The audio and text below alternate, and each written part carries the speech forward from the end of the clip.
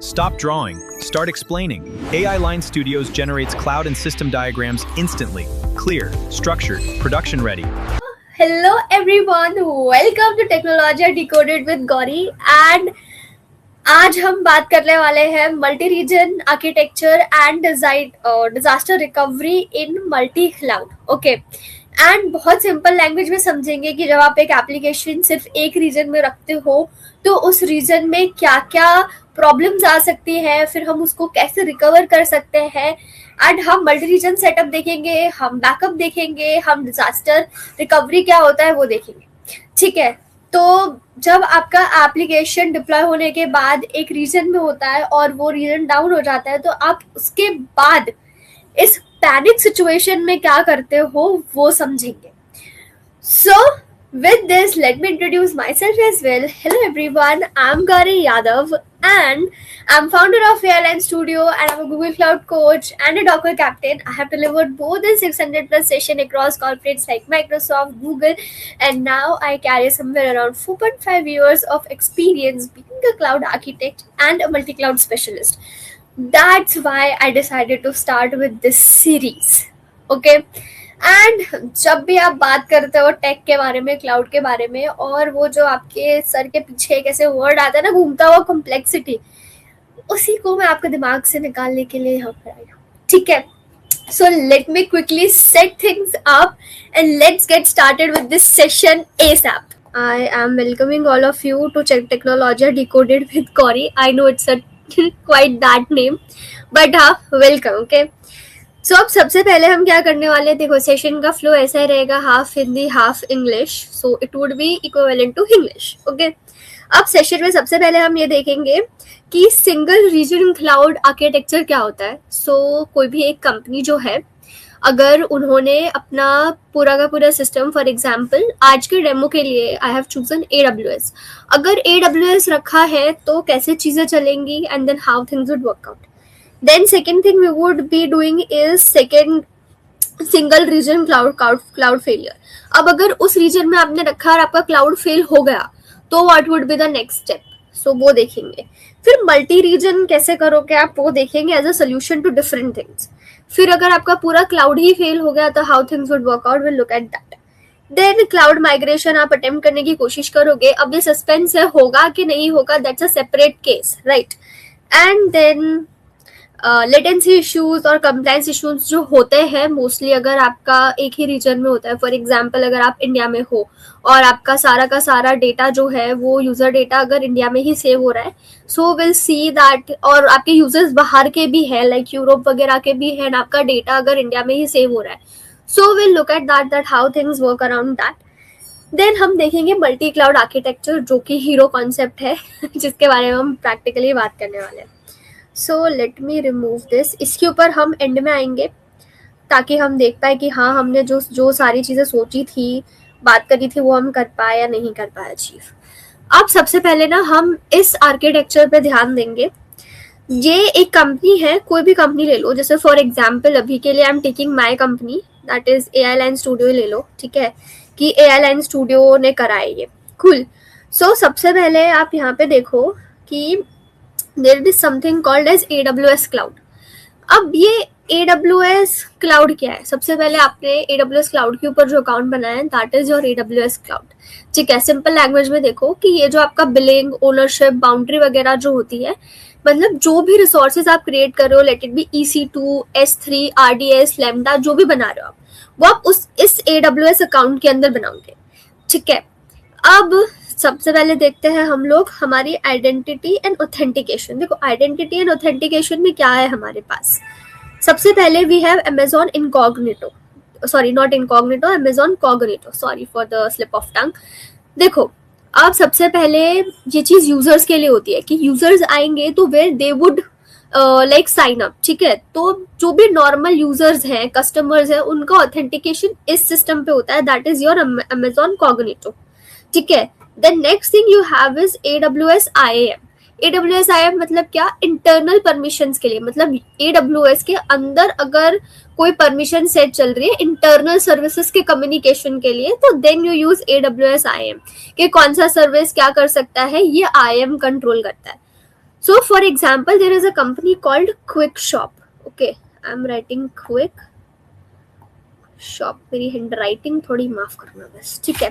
Quick shop. अब इसने क्या किया, देखो उसने लॉग इन और यूजर का सब कुछ जो है ना, that they have kept using Amazon Cognito and internal service के लिए for example backend directly open नहीं होना चाहिए, सब कुछ IAM रूल्स के थ्रू कंट्रोल हो.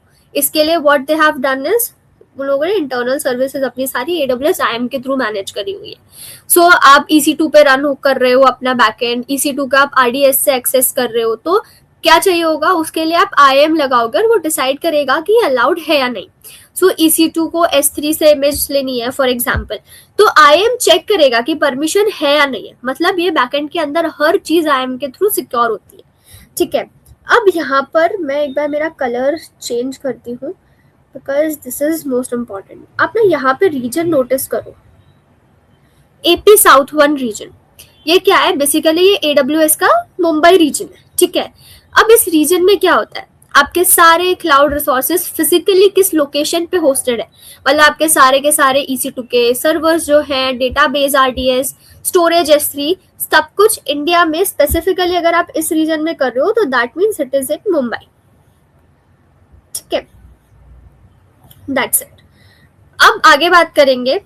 देखो अब नेक्स्ट चीज जो आती है ना आपका ये करने के बाद, दैट इज योर VPC. अब VPC इज व्हाट, VPC मतलब वर्चुअल प्राइवेट क्लाउड. अब इस रीजन के अंदर एक VPC होता है. VPC को एक सिंपल लैंग्वेज में समझो कि AWS के अंदर आपका जो प्राइवेट नेटवर्क होता है ना, दैट इज योर VPC, ठीक है. तो जैसे कि हर कोई आपके घर का वाईफाई यूज नहीं कर सकता, तो VPC एक आइसोलेटेड नेटवर्क है जहां पे आप अपनी एप्लीकेशन सेफली रन कर सकते हो अपने AWS अकाउंट में, ठीक है. अब फॉर एग्जांपल आप देखो इस चीज को कि आपने अपना जो बैकएंड है, ठीक है, अब VPC के अंदर आपने एक अपना प्राइवेट सबनेट बनाया हुआ है. सबनेट क्या होता है, कुछ बहुत बड़ी वो बात नहीं है. फॉर एग्जांपल अगर आपको कुछ प्राइवेट नेटवर्क चाहिए और उस रीजन के ऊपर चाहिए तो आप उसका सबनेट बना सकते हो, ठीक है. प्राइवेट सबनेट कि अगर आपका कोई पहला सेक्शन है तो वो इस एग्जांपल इस IP एड्रेस वाले सबनेट पे जाना चाहिए. So that is your subnet. अब ये नेटवर्क का वो पार्ट है जो पब्लिक इंटरनेट से हिडन होता है, यहाँ सिर्फ इंटरनल सर्विस रन हो सकती है. सो प्राइवेट सबनेट का मतलब क्या, आप डायरेक्टली कभी भी ब्राउजर से या इंटरनेट से इसको एक्सेस नहीं कर सकते, सिर्फ आपके एप्लीकेशंस के अंदर से ही एक्सेस हो सकती है. इसलिए यहाँ हम जो भी सेंसिटिव कंपोनेंट्स होते हैं ना वो रखते हैं, ठीक है. अब क्विक शॉप के अकॉर्डिंग देखो इस चीज को, सबसे पहले आता है हमारा EC2 इंस्टेंस Node.js से लिखा हुआ है. For example you have your backend script और something in, basically you have your Node.js application, ठीक है. सो ये यूजर्स के रिक्वेस्ट को हैंडल करता है, ऑर्डर्स प्रोसेस करता है और APIs रन करता है, ठीक है. अब यहाँ पे आते हैं दूसरी चीज we have is Amazon RDS. Amazon RDS क्या करता है, ये डेटाबेस है MySQL जैसा, सारे यूजर्स का data, orders, payment, product details वो सब Amazon RDS में सेव होती है, ठीक है. Then next thing we have is Amazon S3. यहाँ पे क्या होता है, प्रोडक्ट के इमेजेस होते हैं कि आप जब यूजर ओपन कर रहा है कोई भी आपकी एप्लीकेशन तो इमेजेस यहीं से फेच होके आती है, ठीक है. Now next thing you have is your public, ये हो गया आपका प्राइवेट सबनेट, ठीक है. सॉरी, ये हो गया आपका प्राइवेट सबनेट.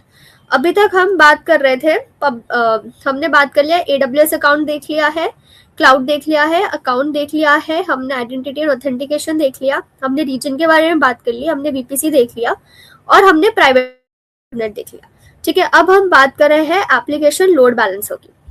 देखो application load balancer public subnet देखते हैं पहले. देखो अभी तक आप प्राइवेट कर रहे थे, ठीक है, तो अब आप अगर पब्लिक करोगे, कोई चीज पब्लिकली एक्सेस करोगे, that is your public subnet. मतलब ये VPC का वो सेक्शन है जो डायरेक्ट इंटरनेट से कनेक्ट हो सकता है. तो पब्लिक सबनेट का मतलब जहां जो भी सर्विसेज है वो इंटरनेट से डायरेक्टली कम्युनिकेट कर सकती है, यही एंट्री पॉइंट होता है यूजर्स के लिए.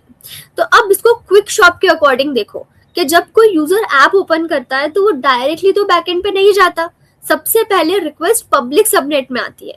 सो अब जब आएगी तो वो किससे टकराएगी, सबसे पहले it would go to application load balancer. मतलब यहाँ पे सबसे इंपॉर्टेंट कंपोनेंट है एप्लीकेशन लोड बैलेंसर. इसका क्या काम होता है, इनकमिंग ट्रैफिक को हैंडल करना. तो अगर फॉर एग्जांपल आपके कुछ थाउजेंड यूजर्स एक साथ ऐप ओपन कर रहे हैं तो एप्लीकेशन लोड बैलेंसर ट्रैफिक को डिफरेंट डिफरेंट EC2 इंस्टेंसेस में डिस्ट्रीब्यूट करेगा ताकि सर्वर ओवरलोड नहीं हो और आपका ऐप जो है ना वो स्मूथली चले. Then next thing we have is Amazon CloudFront. देखो Amazon क्लाउड फ्रंट क्या होता है, दूसरा इंपॉर्टेंट कंपोनेंट है, मतलब एक CDN जैसा है. What is CDN? Content delivery network. देखो इसका क्या काम होता है, इमेजेस फास्ट लोड करना, स्टैटिक कंटेंट जैसे CSS, JS और इमेजेस को ग्लोबली सर्व करना. तो क्विक शॉप के एग्जांपल पे देखो इसको, प्रोडक्ट इमेजेस जो S3 में स्टोर्ड है, क्लाउड फ्रंट उनको क्या करेगा, कैश करके यूजर्स के नियरेस्ट लोकेशंस के सर्वर पे सेव करेगा. मतलब फॉर एग्जांपल भले ही my S3 is in some other region, ठीक है, बट फिर भी अगर मैं इंडिया में हूँ तो मेरे पास कौन सा रीजन है, मेरे पास AP साउथ वन है, दैट इज मेरा मुंबई वाला रीजन. तो ठीक है, वहां पे ही कैश सेव होगा. तो अगर सिंगापुर का यूजर है या कहीं का भी यूजर है तो उसके जो नियरेस्ट सर्वर होगा वहां पे सेव होगा ताकि उसके लिए फास्ट लोड हो. ठीक है, अब next thing we have is monitoring. देखो मॉनिटरिंग मतलब क्या, Amazon अगर उसको कुछ मॉनिटरिंग परफॉर्म करनी होती है तो Amazon क्लाउड वॉच नाम की सर्विस का यूज करता है आपके पूरे सिस्टम पर नजर रखने के लिए. लॉग्स ट्रैक करता है, मैट्रिक्स मॉनिटर करता है, अलर्ट्स भेजता है कि जब भी कुछ गलत हो तो तुरंत से उस चीज का हमारे पास नोटिफिकेशन आना चाहिए. फॉर एग्जाम्पल मान लो कि आपका ये जो EC2 है, ठीक है, उसको कुछ यूज करना था, लाइक फॉर एग्जाम्पल CPU वगैरह यूज करना था और उसने CPU यूज कर लिया है 90%. तो इसके लिए मॉनिटरिंग कौन करेगा, ये मॉनिटरिंग करेगा क्लाउड वॉच. ठीक है, और फिर वो इमिडिएटली डिटेक्ट करेगा और टीम को एक ईमेल भी भेज देगा कि आपके 90% जो है ना रिसोर्सेज वो कंज्यूम हो गए हैं. ठीक है, इससे क्या होगा, आपका सर्वर डाउन नहीं जाएगा. सो काफी ज्यादा I have drawn a lot on this. एक बार मैं बैक जाकर के एक बार देख लेती हूँ कि चीजें विजिबल हो भी रही है कि नहीं हो रही है. Allow me a second. ठीक है, अब ये हो गया, I guess it is visible. अब आगे चलते हैं और आगे बढ़ते हैं. अच्छा, अब आप लोग मुझे एक बात बताओ कि मेरा तो भाई जो कुछ भी था, मेरा तो सब कुछ एक ही रीजन में चल रहा था जो कि AP साउथ वन है मेरा, जो कि मुंबई वाला रीजन है. अगर मेरा रीजन किसी वजह से डाउन हो जाए तो सबसे पहले क्या होगा, सबसे पहला इम्पैक्ट जो होगा ना वो मेरे बिजनेस पे होगा. Allow me a second. The first thing that would be bad for me is business impact. Business impact में क्या क्या होगा, क्विक शॉप की रियलिटी से समझते हैं कि वेबसाइट आप ओपन कर रहे हो, ओपन ही नहीं हो रही, यूजर्स चेकआउट तक नहीं पहुंच पा रहे क्योंकि वेबसाइट ही ओपन नहीं हो रही. और जो यूजर्स ऑलरेडी पेमेंट कर चुके हैं उनका पेमेंट तो हो गया है बट ऑर्डर कंफर्म नहीं हो रहा. तो इससे क्या होगा, इससे आपका एक्चुअली जो बिजनेस है ना वो आपका हो जाएगा डैमेज. आपके लॉजिस्टिक्स और पेमेंट पार्टनर के साथ आपका जो है ना SLA वायलेशन हो जाएगा कि आप ले रहे हो आप प्रोडक्ट्स, मतलब आप दे तो रहे हो कि हाँ आपके पैसे कट गए हैं बट आपका कुछ कंफर्मेशन नहीं हुआ. ठीक है, देन फॉर एग्जांपल आपका कुछ पेमेंट का इनकंसिस्टेंसी हो रहा है. ठीक है, and then you have your somewhere around, अब देखो इससे क्या हुआ, समवेयर अराउंड 750 ऑर्डर्स आपके कंफर्म हुए थे. ठीक है, समवेयर अराउंड 750 ऑर्डर्स आपके कंफर्म हुए थे. अब कंफर्म तो हो गए बट उसके बाद उसकी पेमेंट नहीं हुई, तो फिर इससे क्या हुआ, आपके 70-50 ऑर्डर्स का लॉस्ट हो गया, आपके 3 घंटे खराब हो गए. अब यूजर्स क्या है, यूजर फ्रस्ट्रेटेड है. क्यों? क्योंकि उनका कार्ड जो है वो अबेंडेंड है, वो काम नहीं कर रहा. ठीक है, अब आगे समझते हैं. Let me take this a bit up. Okay, back कर देती हूँ.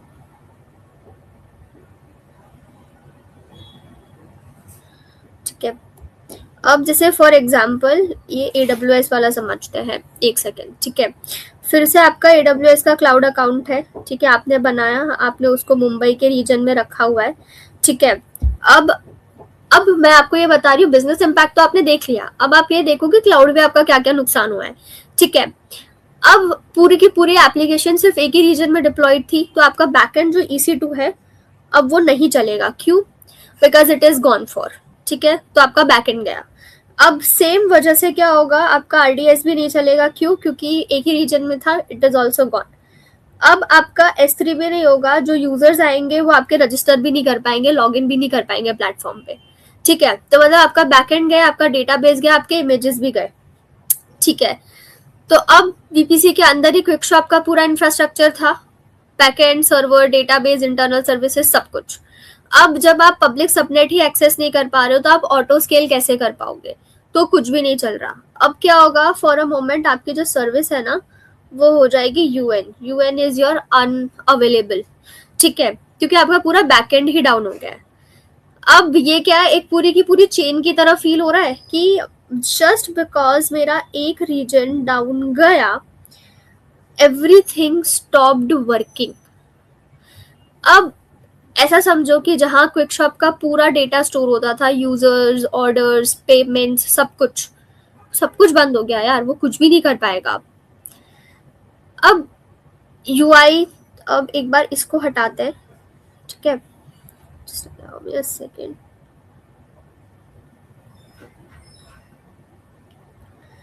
एंड यहाँ जाते हैं और देखते हैं कि यूजर्स को क्या क्या इम्पैक्ट हुआ है। ठीक है,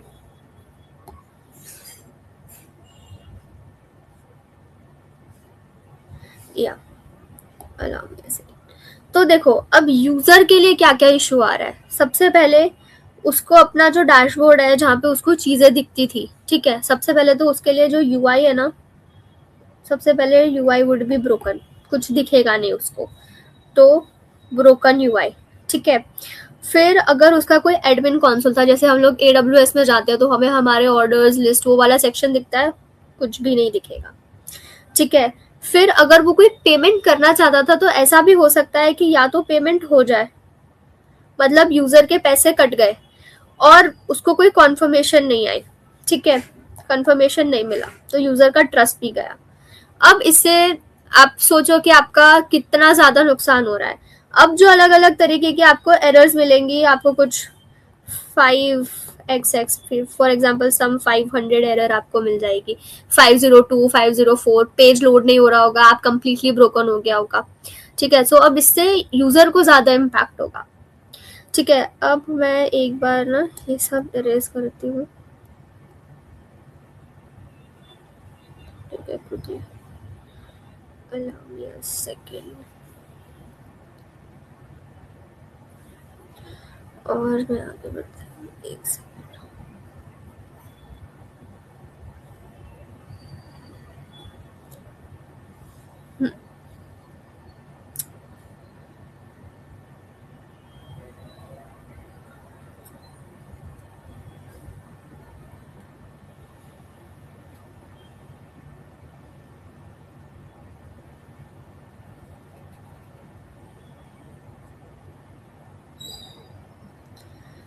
ठीक है, अब एक चीज ये भी तो हो सकती है। Now here comes the real thing, कि हमने अभी तक क्या देखा कि हमारा सिंगल रीजन फेल हो रहा था। ठीक है, अब मेरे पास जो मेरी टीम है उसमें बहुत सॉलिड AWS क्लाउड आर्किटेक्ट है and he is a solution architect. ठीक है, अब वो मुझे क्या बोल रहा है आकर के कि ऐसा करते हैं, हम क्लाउड चेंज नहीं करते, AWS में ही रहेंगे, बट हम लोग ना आर्किटेक्चर चेंज कर देते हैं, मल्टी रीजन प्लस DR लगाते हैं। ठीक है, तो अभी भी जो तरीका है वो सेम ही रहेगा, we would still be inside AWS cloud. ठीक है, मतलब वेंडर हमने चेंज नहीं किया है, हम अभी भी AWS के अंदर ही है। और क्लाउड प्रॉब्लम में नहीं थी, प्रॉब्लम आर्किटेक्चर में थी। ठीक है, अब नेक्स्ट लेयर क्या करेगा, वो अपना AWS अकाउंट बना लेगा। अब वो अपना अकाउंट ले रहा है, एक ये ध्यान से देखना, साउथ ईस्ट 1 सिंगापुर। ठीक है, और अभी उसने एक और रीजन रखा हुआ है अपना AP साउथ 1 मुंबई।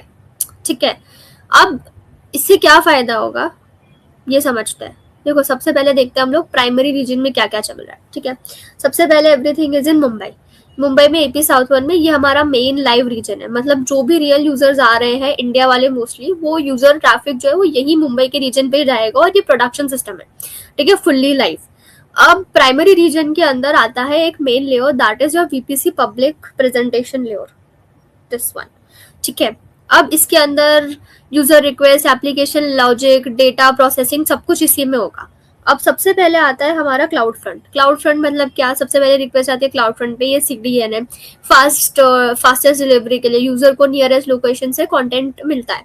सो आपकी क्या होती है, लेटेंसी कम हो जाती है। Then next thing you have is EC2। EC2 मतलब क्या, यहाँ बैकएंड एप्लीकेशन रन हो रही है, जो भी नोड जैसा कोई भी एप्लीकेशन है आपकी, वो ये एपीआई हैंडल करता है, लॉजिक रन करता है, ठीक है। Then the next thing you have is lambda.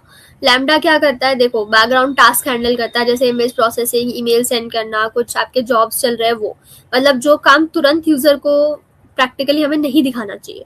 Then next thing we have is RDS। देखो RDS क्या होता है, एक प्राइमरी डेटाबेस है, ठीक है। लाइव डेटा यही स्टोर होता है, यूजर ऑर्डर्स पेमेंट, ये सिस्टम का कोर डेटा लेयर है, ठीक है। The next thing then we have is S3। S3 मतलब क्या, स्टैटिक कंटेंट है, मतलब प्रोडक्ट के इमेजेस, एसेट्स, ये स्केलेबल स्टोरेज प्रोवाइड भी कर सकता है, बट वो लेटर ऑन जब हम AWS और डीप डाइव कर रहे होंगे तब हम देखेंगे, ठीक है। Then we have DynamoDB। DynamoDB क्या कर रहा है, यूज होता है प्रैक्टिकली फास्ट डेटा के लिए, जैसे यूजर के सेशंस, कुछ कार्ड डेटा है, रियल टाइम इन्फो है, तो बहुत फास्ट रीड राइट परफॉर्मेंस करने के लिए होता है।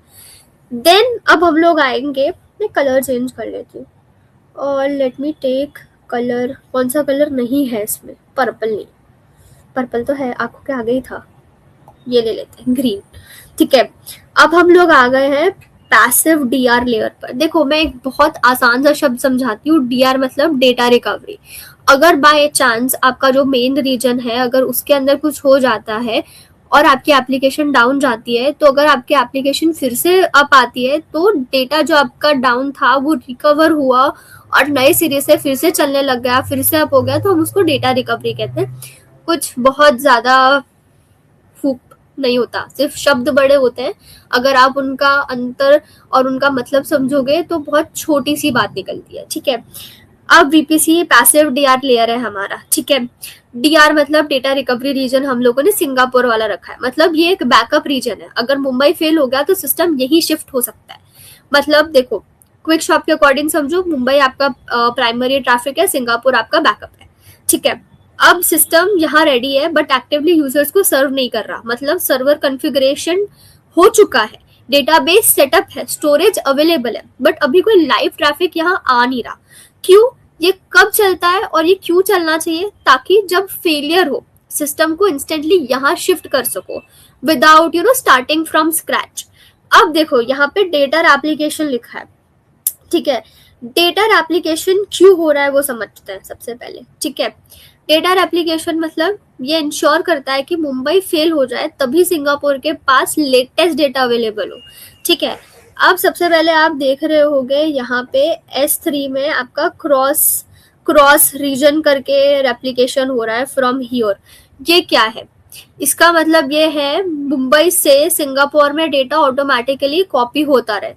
अब प्रोडक्ट इमेजेस, एसेट्स दोनों रीजन में सिंक्ड रहने चाहिए, तो अगर मुंबई डाउन हो जाए तो तब भी इमेजेस सिंगापुर से सर्व हो सकते हैं, ठीक है। Then you have RDS standby. RDS standby का मतलब क्या, आपका प्राइमरी डेटाबेस जो है ना वो तो मुंबई में है, बट स्टैंड बाय डेटाबेस का है सिंगापुर में, ये कंटिन्यूअसली डेटा रेप्लिकेट करता रहता है, और जैसे ही फेलियर होता है stand by database primary database बन जाता है। मतलब अगर यूजर डेटा, उसका ऑर्डर्स, पेमेंट, कुछ भी आपका लॉस नहीं होता। DynamoDB मतलब ये RDS स्टैंड बाय हमेशा उसको करता है। Then you have is DynamoDB global table. ये क्या होता है, देखो ये automatically multi region data sync करता है, मतलब नियर आपके जो रियल टाइम एप्लीकेशंस होता है वो दोनों रीजन में सेम डेटा अवेलेबल रहता है।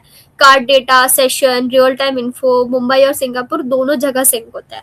Then you have your traffic control called route 53। Route 53 मतलब यहाँ यूज हो रहा है ये क्यों, ये राउट 53 जो है ना ये एक DNS सर्विस है। DNS मतलब क्या, ये डिसाइड करता है कि यूजर का ट्रैफिक कहाँ जाएगा। सो नॉर्मल सिचुएशन में कैसा होता है कि सारा का सारा ट्रैफिक जो है अगर मुंबई रीजन चल रहा है तो मुंबई रीजन पर जाएगा क्योंकि वो प्राइमरी एक्टिव है। बट मान लो कि आपका ये मुंबई वाला रीजन फेल हो गया तो क्या होगा, राउट 53 ना ये सब कुछ डेटा जो है ना वो लेकर के जाएगा हमारे सिंगापुर वाले इसके ऊपर। So that's it. I hope ये समझ में आया होगा। Now let's go ahead. अभी खत्म नहीं हुआ है तो अभी क्या लगता है कि आपको ये जो हमने मल्टी रीजन करा दिस इज एवरीथिंग? अरे रुको यार, अभी करते हैं बात। सोचो, इसको मैं छोटा ही कर देती हूँ, ठीक है, अलाउ मी अ सेकेंड, ताकि ना ये हमें और नड़े नहीं ऐसे बीच बीच में। नड़े is by the way a Gujarati word. नड़े मीन्स जो आपको ऐसे बीच में अच्छा ना लग रहा हो, दैट इज नड़ा हुआ। That's it. मुझे ऐसे पढ़ाते वक्त कुछ ऐसे डिस्टर्ब ना करे इसलिए। चलो कर दिया हमने इसको खत्म, ठीक है।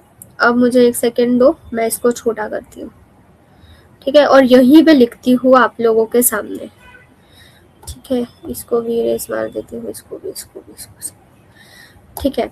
अच्छा, ऐसा मैं किसी के लिए एक्सपेक्ट नहीं कर रही और मैं कुछ बोल भी नहीं रही, बट अगर आप सोचो कि दिस इज, सॉरी मेरी हैंड राइटिंग थोड़ी अजीब है, अगर ये AWS है और अभी वॉर वाली सिचुएशन चल रही है, ठीक है, कुछ हुआ किसी दिन और बाय एनी चांस ये पूरा AWS ही ढह गया और AWS नामक कोई क्लाउड ही नहीं बचा।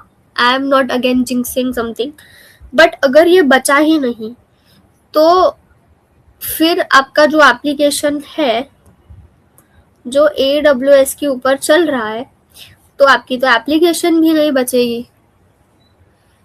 तो क्या मल्टी रीजन DR एक ही उसके अंदर करना मतलब is good? I don't think so it is good. AWS अगर आपका पूरा का पूरा डाउन हो जाएगा तो फिर आप मल्टी रीजन करो उसके अंदर कि आप और तीसरा रीजन भी लगा दो और मल्टीपल रेप्लिकेशन कर लो, फिर भी बात तो वही रहेगी। AWS नहीं रहा तो कैसे काम करोगे, ठीक है। तो अब इस चीज को समझते हैं। सबसे पहले देखते हैं हम लोग कि अगर हमारा, थोड़ा और जूम करूँगा, थोड़ा और जूम कर लेते हैं बस। Yes, now it should work. अब तो दिख रहा है साफ साफ। ठीक है, एक बार मैं भी चेक कर लेती हूँ मेरा कि स्क्रीन दिख रहा है अच्छे से कि नहीं दिख रहा है। एक सेकंड, ठीक है। देखो, अब अगर आपका ये AWS क्लाउड ही नहीं रहा तो, अरे सॉरी, अगर आपका ये AWS क्लाउड ही नहीं रहा तो आप क्या करोगे, right? And which is a very valid question to ask as well. सबसे पहले क्या होगा, compliance gaps not fully compliant का मतलब क्या होता है, अगर आपका पूरा सिस्टम एक ही क्लाउड पर डिपेंडेंट है तो कुछ इंडस्ट्रीज में ये अलाउड ही नहीं होता है। No flexibility.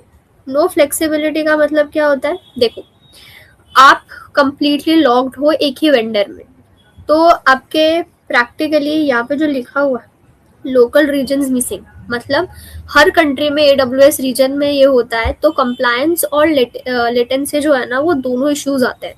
देखो फॉर एग्जांपल, अगर आपका अभी AWS का जो ये रीजन है AWS प्राइमरी इज एक्टिव, ठीक है, एंड आपका सेकेंडरी जो है वो स्टैंड बाय पे है, but IAM role, EC2 instance, S3 RDS ये जो पूरा का पूरा आपका है ये सेकेंडरी वाला ये आपका स्टैंड बाय है, ठीक है। आपका डेटा रेप्लिकेशन असिंक्रोनसली हो रहा है, आपका फेल ओवर एक्टिवेशन भी है आपका, ठीक है। Everything is working, everything you have, but अगर आपका AWS के दोनों रीजन ही फेल हो जाए, प्रैक्टिकली मीन्स अगर आपका AWS ही ना चले तो कैसे चलेगा।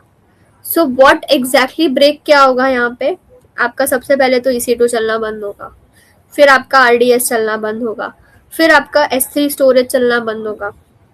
IAM रोज तो चलेंगे नहीं क्योंकि AWS ही नहीं है, ठीक है। अब इससे यूजर के ऊपर क्या इम्पैक्ट होगा, यूजर के ऊपर आपका ये इम्पैक्ट होगा कि उनका ऐप ही ओपन नहीं होगा, उनको कुछ 500 के आसपास की एरर्स मिलेगी और आपके ऑर्डर्स लॉस्ट हो जाएंगे और आपका जो ट्रस्ट होगा ना, that would be gone.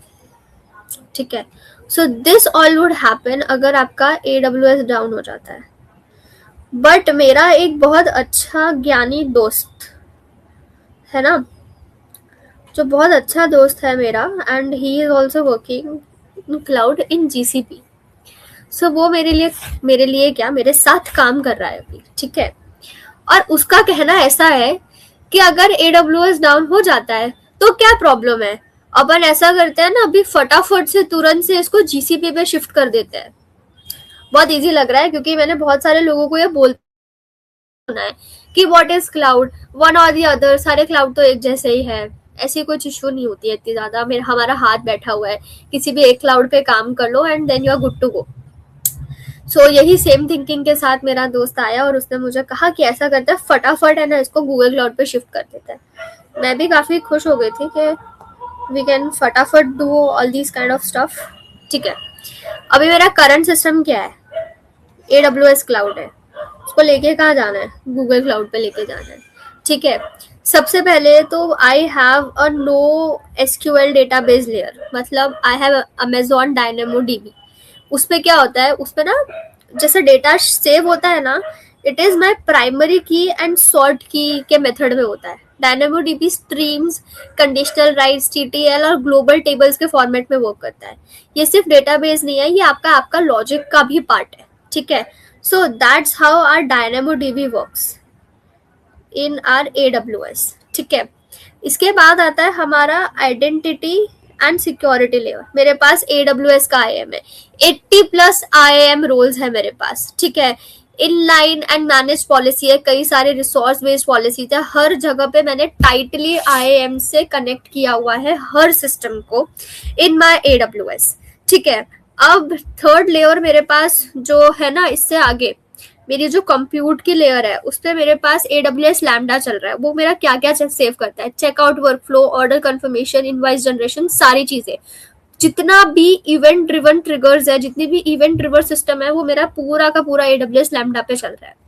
Then for messaging है ना, मैंने रखा हुआ है जैसे फॉर एग्जांपल ऑर्डर प्रोसेसिंग वगैरह है। ठीक है, तो जितनी भी पाइपलाइन है, इन्वेंट्री है, अपडेट्स है, जो भी है, क्यूज जो भी चल रहा है, ठीक है, वो सब मेरा Amazon SQS के ऊपर चल रहा है। Amazon DynamoDB, AWS IAM, AWS Lambda, Amazon SOS। ठीक है, अब थोड़ा सा हम लोग आते हैं GCP की तरफ। ठीक है, कि अब हमें ये पूरा सिस्टम उठाना है, जो मैंने ऊपर मार्क किया ना, वो मैं पूरा GCP पे डालना है। ठीक है, सबसे पहले GCP से प्रॉब्लम स्टार्ट होती है। सबसे पहले समझो, नो SQL डेटाबेस लेयर।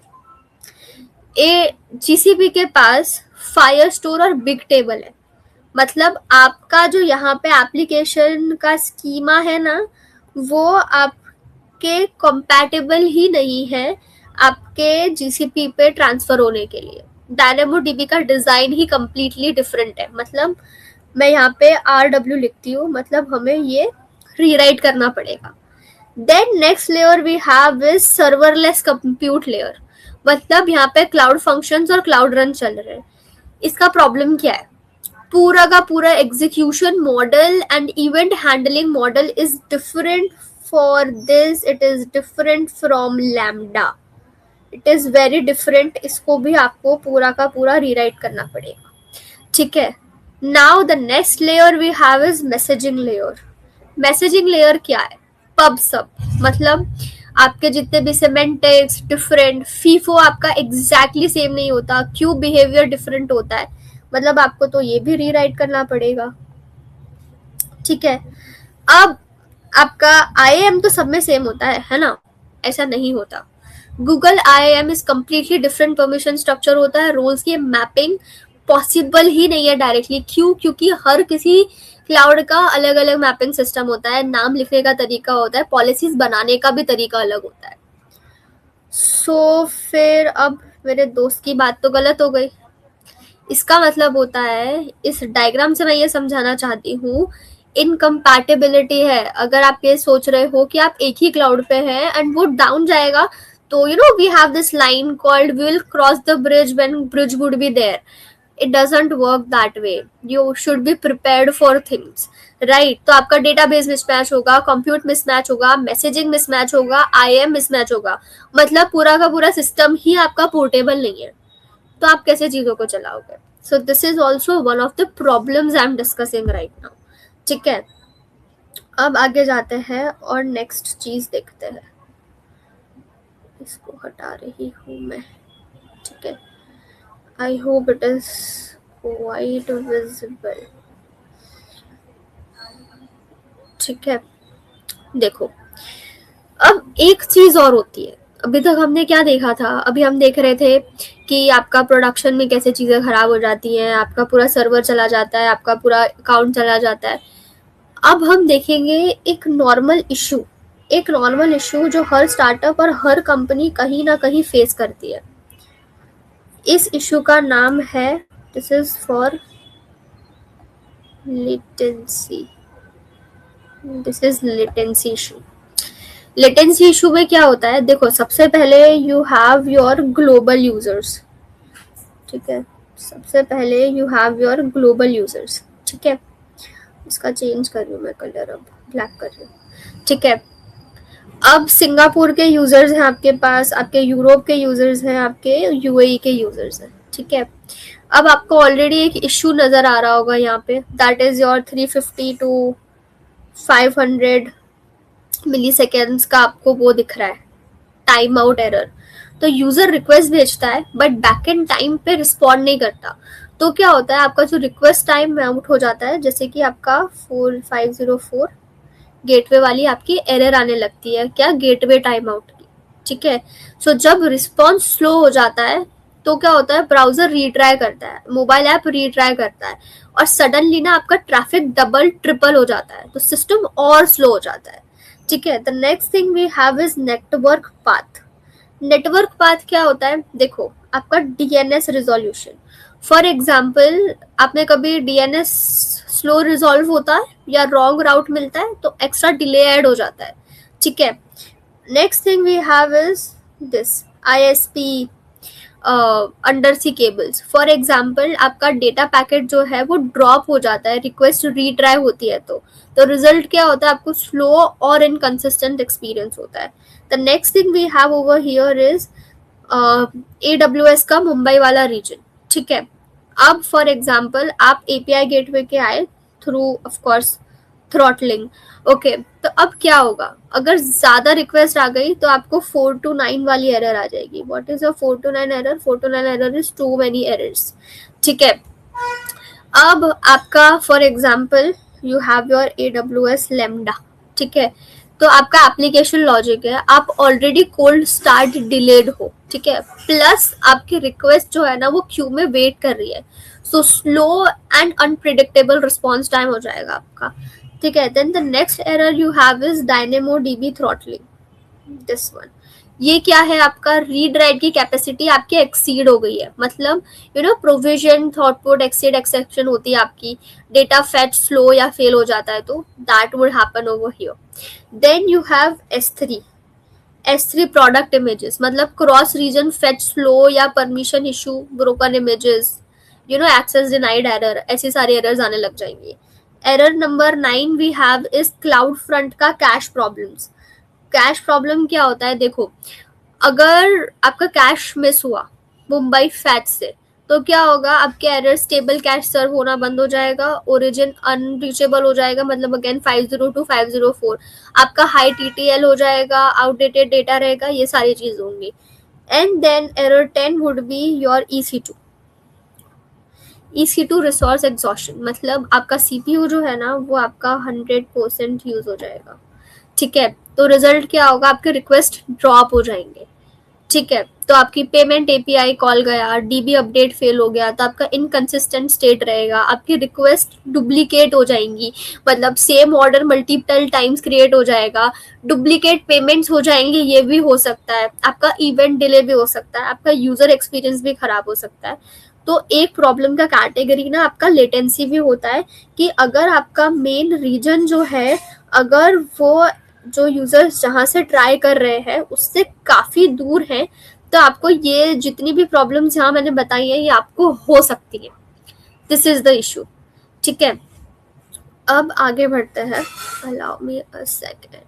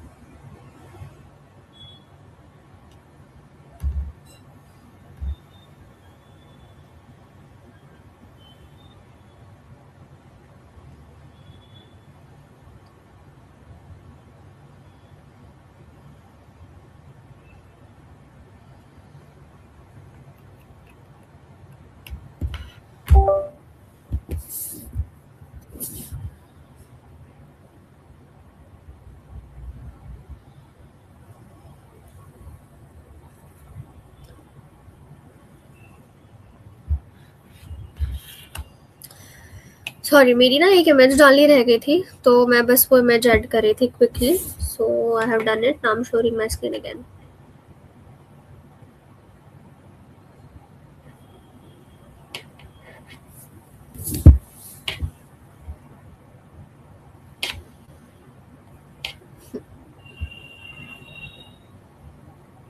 या ठीक है. सो allow me a second so that I can do it like this. ठीक है, एक तो कैटेगरी आप लोगों ने देख ली कि लेटेंसी वाला इशू होता है. ठीक है, एक टाइप का इशू और होता है जिसको हम बोलते हैं कंप्लायंस इशू. ठीक है, कंप्लायंस इशू क्या होता है? देखो, अब तक हमने परफॉर्मेंस और फेलियर देखा, बट एक और हिडन प्रॉब्लम है कंप्लायंस. ये टेक्निकल प्रॉब्लम से भी ज्यादा डेंजरस हो सकता है. ठीक है, अब यहाँ पे देखो कि आपके पास EU regions, for example Europe regions, मतलब आपके पास नीदरलैंड, UKGB, फ्रांस, जर्मनी, आपके पास इन सब का भी डेटा आता है. ठीक है, अब डेटा फ्लो होता है आपका कहाँ पर? आपका इंडिया में फ्लो होता है. मतलब कहाँ कहाँ जाता है? देखो, यूजर का डेटा, रिक्वेस्ट, सेशन, लॉगिंग, ये सारी चीजें. तो अब देखो, आप यहाँ पर सबसे पहले आपका यूजर डेटा, जैसे कि आपका इनवॉइसेस, प्रोडक्ट इमेजेस, लॉग्स जो है वो S3 से आ रहे हैं. ठीक है, फिर आपका पर्सनल आइडेंटिफाइड इंफॉर्मेशन जो कि आपका PII होता है, मतलब name, email, IP, payment data, ये सब कुछ सेंसिटिव डेटा आपका DynamoDB में जा रहा है. ठीक है, देन आपका RDS, मतलब आपका रिलेशनल डेटाबेस का जो भी बैकअप वगैरह है वो सब यहाँ पे जा रहा है. ठीक है, and then you have your AWS lambda, मतलब प्रोसेसिंग, इवेंट हैंडलिंग, जो कुछ भी है वो यहाँ से हो रहा है. And then you have your Redis मतलब आपका सेशन का स्टोरेज, जो करंट सेशन होता है. ठीक है, and then you have your CloudWatch के लॉग्स एंड मॉनिटरिंग. अब प्रॉब्लम का स्टार्ट होता है डेटा रेसिडेंसी का वायलेशन.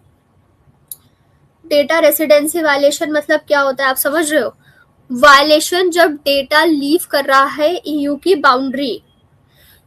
यूरोप का क्या कहना है कि यूरोप का डेटा यूरोप के बाहर स्टोर हो रहा है, इंडिया में स्टोर हो रहा है, मतलब ये डायरेक्ट GDRP वायलेशन है.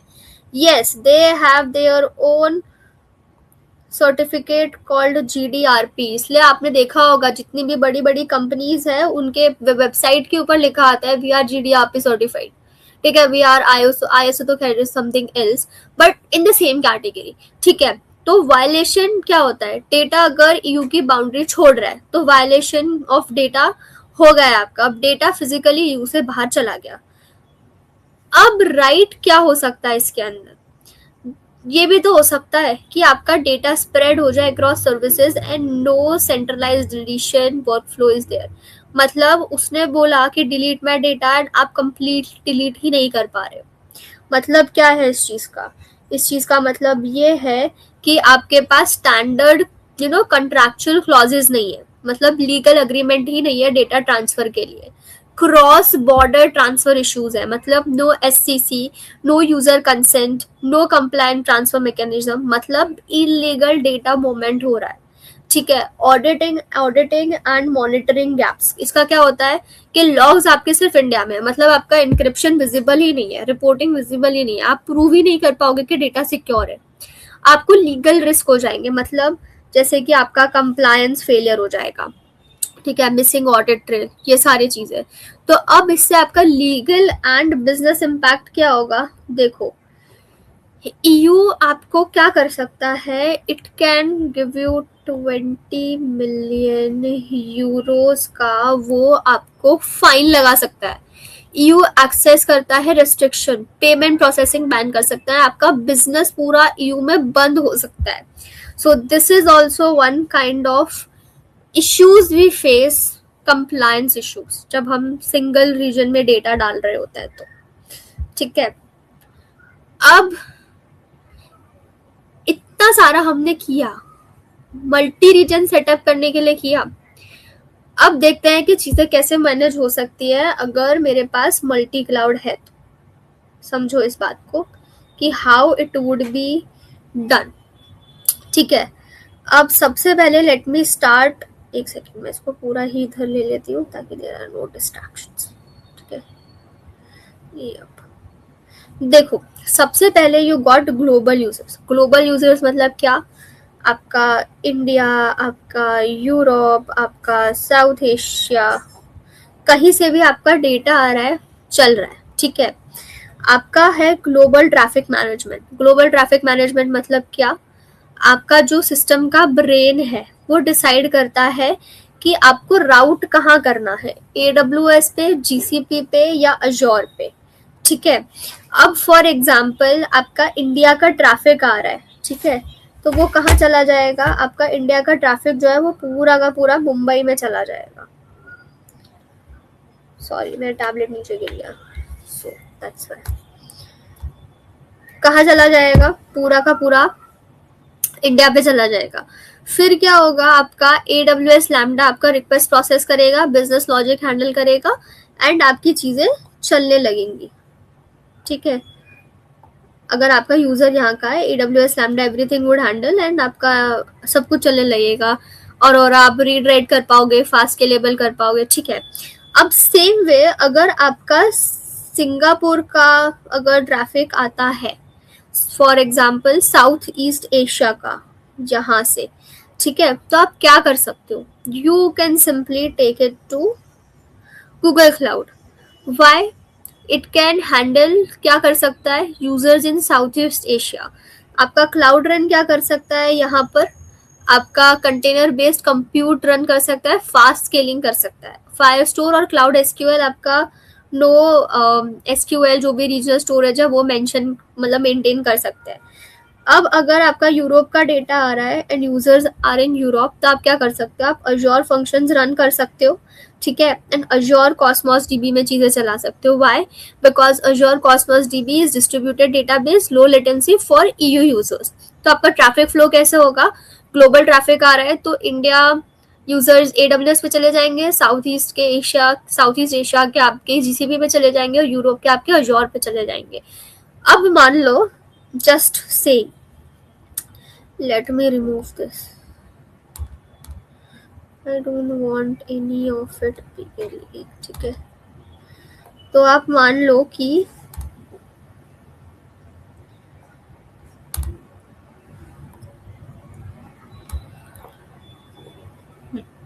let me take my pen and let me make it red। अब आप मान लो कि किसी दिन आपका AWS पूरा का पूरा डाउन हो गया। ठीक है। तो ट्रैफिक क्या होगा, ऑटोमेटिकली GCP पे चला जाएगा। ठीक है। या फिर अजोर पे चला जाएगा।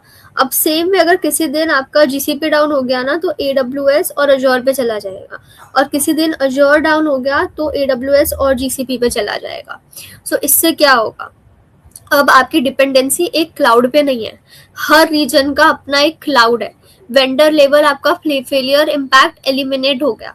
आपका कंप्लायंस भी सॉल्व हो गया। यूरोप का डेटा यूरोप में यूजिंग अश्योर, इंडिया का डेटा इंडिया में यूजिंग AWS, एपैक का डेटा एपैक में यूजिंग GCP। सो इससे क्या होगा, आपको परफॉर्मेंस बेनिफिट्स मिलेंगे। सो दिस इज प्रैक्टिकली इट। आज के मॉड्यूल में मैं बता देती हूँ हमने क्या क्या डिस्कस किया। Just allow me a second.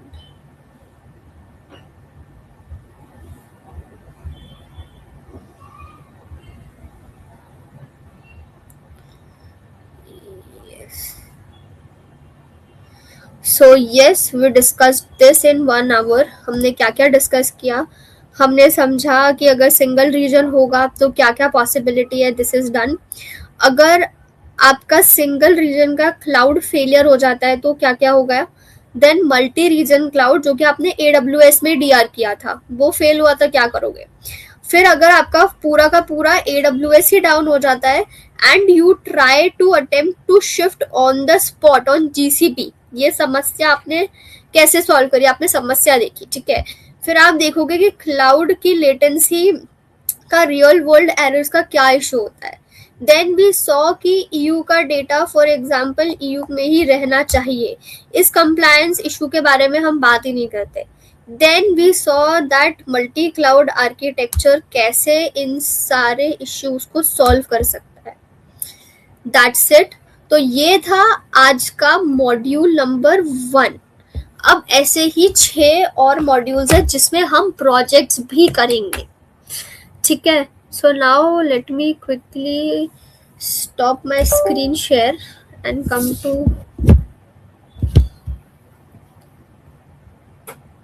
to this. Yeah, sorry, GDPR, right. I was wrong with the spelling. So this is it for today's session. I hope you guys liked it. कल और भी चीज़ें discuss करेंगे and और detail में बात करेंगे। Again, अब हर किसी के डाउट्स सॉल्व करना is not possible या हर किसी से बात करना is not possible on LinkedIn, so you guys can join the WhatsApp community, okay, and we can discuss of things over there, and that is it. और अगर किसी के कुछ doubts हो तो they can mention, otherwise yeah, just ending this live. ठीक है, I guess it was good start for multi cloud. I hope समझ में आया होगा कैसे चीज़ें चल रही हैं and everything end to and.